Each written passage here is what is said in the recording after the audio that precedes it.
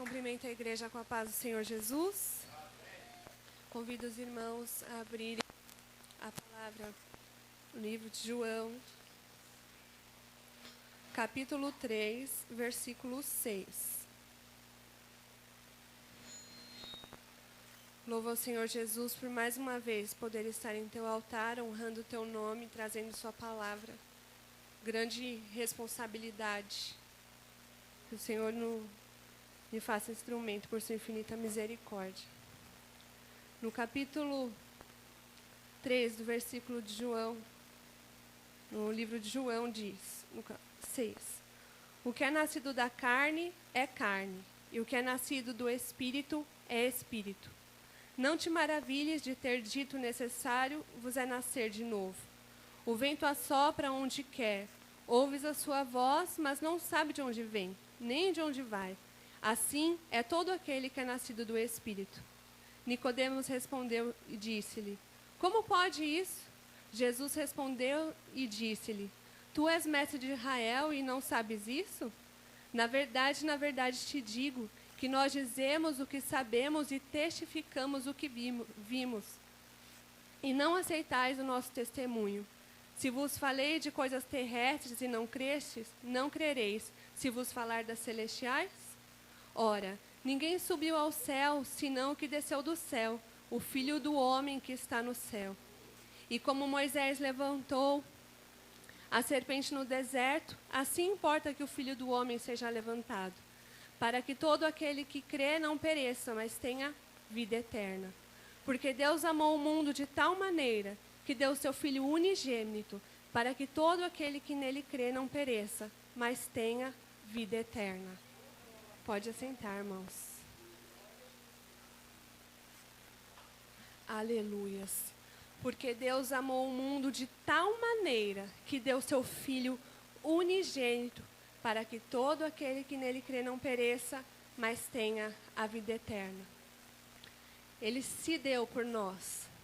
Como sempre ressaltamos aqui, ninguém matou o Senhor Jesus, não foi injustiça. Apesar de todo o sofrimento, de toda a dor, de cada caminhar, de cada espinho, como a missionária Roseli trouxe a palavra aqui no domingo de manhã, que sempre faz a igreja inteira chorar. A morte. O peso da morte. E não qualquer morte, mas uma morte de cruz, de sofrimento, que despedaçou a sua carne e acabou com o seu sangue. E judiou tanto por conta dos nossos pecados, até que o fôlego de vida se retirou dali. E ali naquela cruz não tinha mais voz, não tinha mais o olhar, não tinha mais nada. Era a carne do Senhor ali. A carne e o físico que Ele se fez para se dar por nós. E daquela cruz tiveram que colocar para baixo e remover seu corpo sem vida e fazer todo o que era necessário, como faziam, e o sepultaram. E não há nada mais difícil para um ser humano do que a morte. A morte é o capítulo da vida em que nós vemos o quanto somos limitados e que leva todo mundo a refletir. Quando a gente perde alguém, a gente sai do velório falando, eu vou ser melhor, eu vou abraçar mais, eu vou trabalhar menos, eu vou fazer isso, eu vou fazer aquilo. Porque quando a gente olha para um pedaço de carne dentro de um caixão, a gente vê que toda a matéria, tudo aquilo que é palpável, simplesmente não adianta. Que tudo aquilo que a gente batalha para ter, os bens materiais, o dinheiro para pagar as contas, que tudo isso simplesmente acaba ali. Se vira nada, se torna zero. E a gente vê o quanto tudo é raso, superficial. E aí a gente sai dali fazendo novos planos e querendo rever a vida. E isso é com todos, porque o ser humano, ele não se acostuma. É a coisa mais natural. Nós nascemos, crescemos, reproduzimos e morremos. A gente aprende isso, sei lá, na 2ª série, professor? Na 2ª série, a gente aprende isso. Mas quando a morte chega, ninguém sabe lidar com ela. Porque é duro, porque é doloroso, porque bate ali, porque aflige. Porque a morte não é ali, a gente vai, enterra o morto e sai e acabou. Existe um período de luto, existe a lembrança, a dificuldade que pode durar anos e anos e anos, a dor da saudade. Então foi por isso que o Senhor Jesus, que Deus se transformou em Jesus, veio para cá e morreu naquela cruz. Porque nada seria mais impactante do que a morte, do que acabar. Porque nada tocaria mais o coração de nós, réis mortais, do que um fôlego de vida que se acaba. Mas aí não parou por ali. Ele morreu. E passado 3 dias, ele ressuscitou. Aleluia, Jesus. Glória a Jesus Todo-Poderoso. Ele ressuscitou. Ele ressurgiu. Ele voltou e mostrou as suas chagas e provou que tudo aquilo que ele estava fazendo não era natural, que era resultado de ser o próprio Deus e nos ensinando o que poderíamos fazer, um pouquinho assim do que poderíamos fazer estando perto dele. Porque ele morreu naquela cruz e nos deixou o teu Santo Espírito. O Santo Espírito Consolador. O Espírito que age em nós, que nos traz vida. A vida eterna é o Senhor Jesus que habita em nós, é o Espírito que cochicha no nosso ouvido, é o Espírito Santo que nos conduz nessa terra. Amado, como seria a vida sem o Santo Espírito do Senhor? Hoje mesmo falei do Espírito Santo com as meninas e eu me lembrei de quando eu não o tinha em mim. E quando eu o perdi por um período. E o quanto é difícil caminhar nessa terra de dores sem o Santo Espírito do Senhor que habita em nós. Ele trouxe a vida eterna para dentro de nós. É vida, a vida de verdade. Uma vida que é impossível conhecer de outra forma, em outro lugar. É impossível existir essa vida que nos move, que nos faz acordar e glorificar o seu santo nome, sem o conhecer. Nós conhecemos a vida eterna, o Senhor Jesus, o Todo-Poderoso, dono de todas as coisas. Aleluias, aleluias. É impossível viver sem essa presença.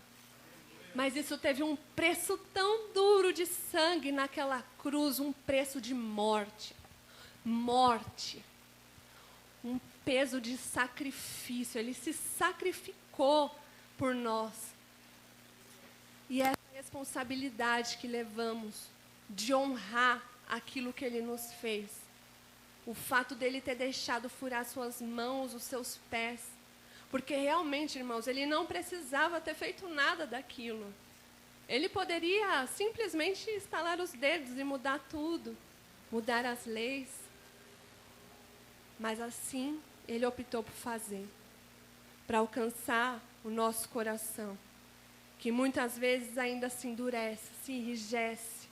E não deixa ele completar o que ele tem de melhor na nossa vida.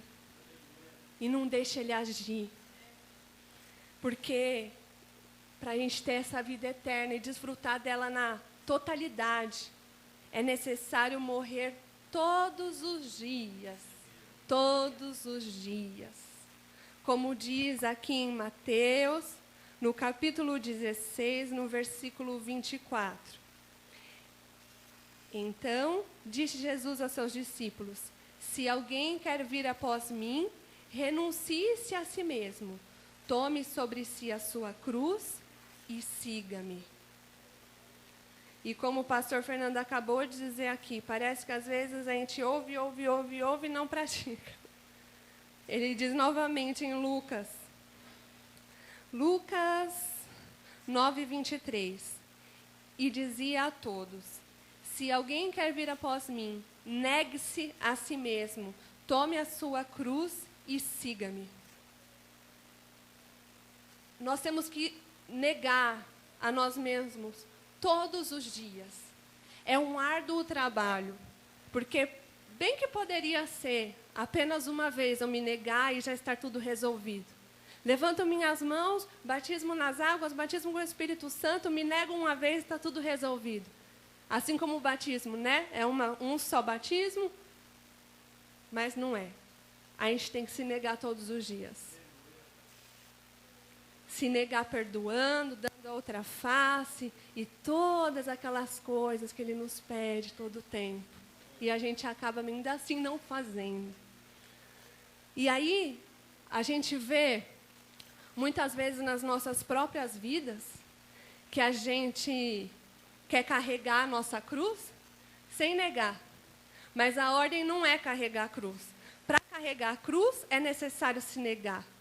E aí usa como desculpa que minha vida é uma bagunça. Na minha vida não dá nada certo. Não, porque eu não evoluo, porque isso, porque aquilo. Nossa, mas por que a vida do irmão está acontecendo isso e na minha não? Nossa, eu fico aqui, parece que nada acontece. Meu Deus, meu Deus, meu Deus. Só que você esqueceu que para carregar a cruz do Senhor é necessário se negar. E isso é um trabalho diário, diário. E, irmãos, às vezes é até de hora em hora se negar.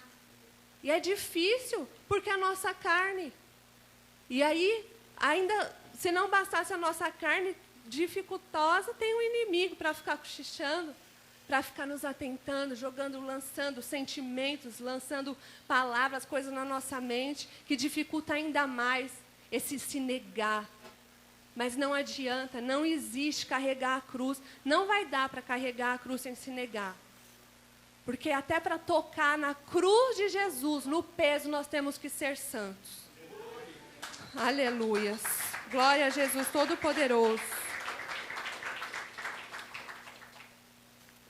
Aleluias. Em Hebreus, capítulo 12, versículo 14, diz: segui a paz com todos e a santificação, sem a qual ninguém verá ao Senhor. Sem se negar, sem se negar, sem se limpar, não vai dar, não vai dar. Nós estaríamos debalde aqui. A gente ouve. A gente tem que ouvir e se negar. A gente não tem que negar aquilo que Ele está dizendo. Fingir que nunca ouviu. Não vai dar mais. Como diz a palavra, nós não somos mais nécios. Agora temos a sabedoria. Nós ouvimos o tempo todo. E o Espírito Santo sempre nos avisa. O Espírito Santo, ele fica ali, cuidando. E ele sempre diz, irmãos, ele sempre diz quando nós estamos errando. Então é por isso, é necessário. Sabe por quê? Porque a santificação traz o fardo leve do Senhor. A santificação traz o fardo suave do Senhor Jesus. E se a gente estiver em pecado, se a gente estiver sem se negar, se a gente estiver em desobediência ao Senhor, há peso. E com peso não vai dar para subir. Vai ficar aqui, não vai subir. É necessário estar leve, carregando o fardo leve e suave do Senhor. É isso que ele diz aqui, a vida eterna. Para ela acontecer, irmãos, é necessário morrer. A gente fala do céu, a gente fala da glória, a gente fala de conhecer o Senhor Jesus, mas parece que às vezes a gente se esquece que a gente tem que morrer para conhecer o Senhor Jesus. Aleluia. Porque é impossível conhecer a face adorada e dizer santo, santo, santo, santo. É impossível conhecer, ver as ruas de ouro, ver tudo que ele descreve na tua palavra se a gente não morrer. E a gente fica pensando o tempo inteiro sobre o arrebatamento, que quando Jesus voltar, e a gente fica se pegando a isso como se fosse demorar. Mas a morte pode chegar para mim e para você, irmãos, ainda hoje. O que nos segura aqui nessa terra? O que nos avisa quando o sopro de vida sairá de nós e seremos só um pedacinho de carne aqui? E aí a gente vai levando, sem se negar. E a santificação, e se for hoje? Hoje seria o aniversário do meu pai. E faz 6 meses que ele subiu, e eu creio que essa foi a maior festa da sua vida. A maior de todas, estar com o rei. E como eu sempre falo para os irmãos, do meio de todas as situações, eu nunca imaginei que meu pai ia morrer.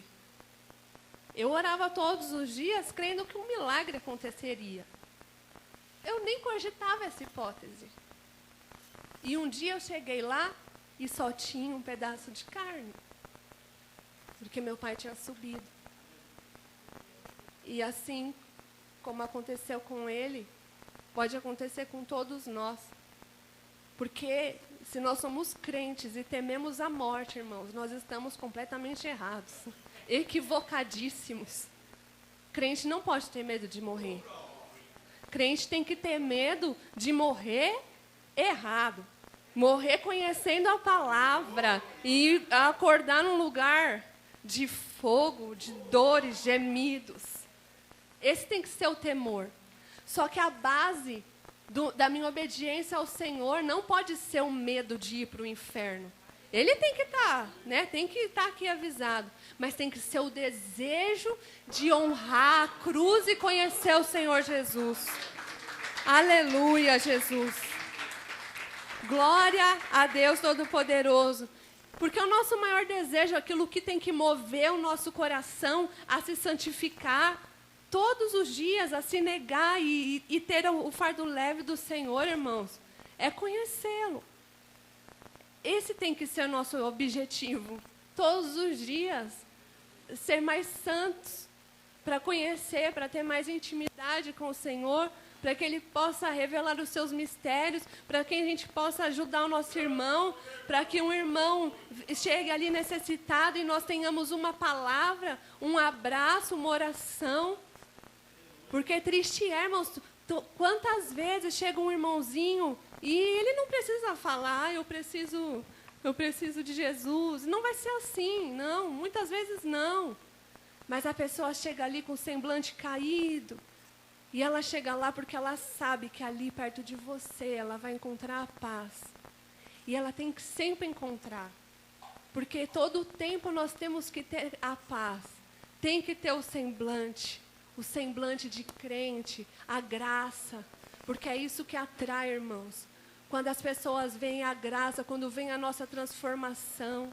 Os pastores já disseram aqui nessa noite mesmo, que é isso que exala o cheirinho do Senhor e as pessoas querem ficar perto de nós. Não um crente repelente, como diz o pastor Eduardo, o pastor Fernando, aquele crente chato, que fala, mas é um chato, não conhece o Senhor Jesus, quer julgar tudo, a todos, fala, mas não tem nada. Não é pelo muito falar, não é. É pelo que nós somos aqui na terra, pelo nosso caminhar, pelo semblante tranquilo, pela paz que habita em nós, pelo Santo Espírito que exala. É isso que atrai. É isso que faz as pessoas se aproximar de nós e nós temos a oportunidade de falar. Vem cá. Eu conheço um ser maravilhoso que pode mudar tudo isso. Eu conheço o Todo-Poderoso. E eu queria te apresentar. Você pode sentar aqui um minuto? E aí começar a falar do Senhor Jesus. E aí, quando a morte chegar para nós, lá em Apocalipse 3, 5 diz: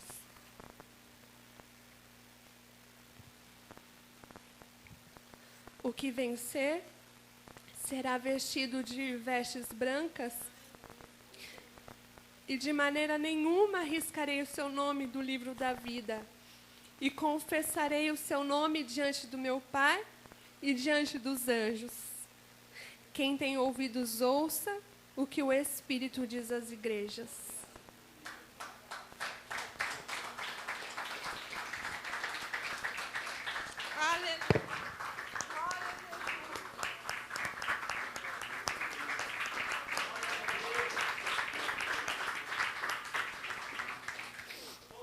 Quando a gente aceita o Senhor, a gente diz: escreve o meu nome no livro da vida. E o dia que eu repeti as palavras que me instruíram a dizer, quando eu aceitei o Senhor Jesus, eu nem sabia o que era livro da vida. E hoje, com a plena consciência do que eu estava dizendo, como é grande a responsabilidade do meu nome não ser riscado de lá. Como é grande a tua responsabilidade do teu nome permanecer no livro da vida, não ser riscado.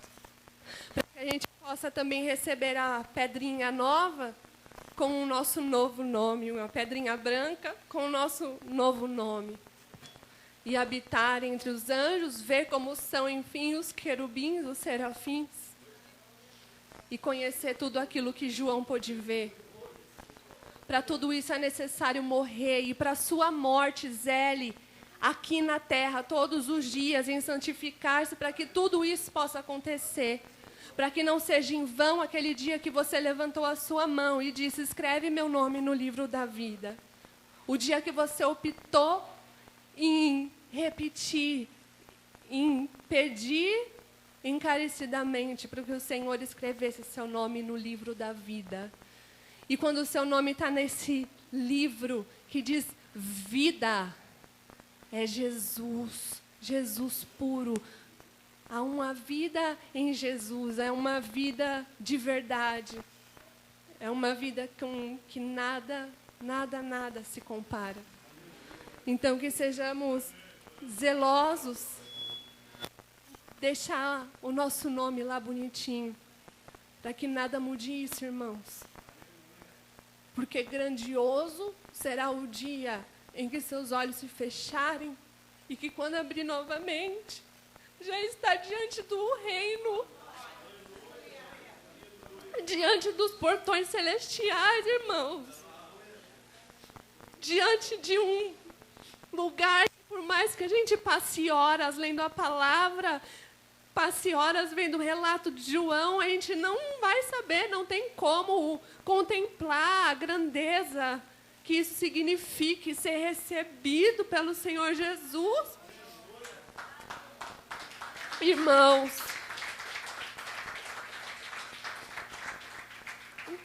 não tem nada que se compare a essa grandeza.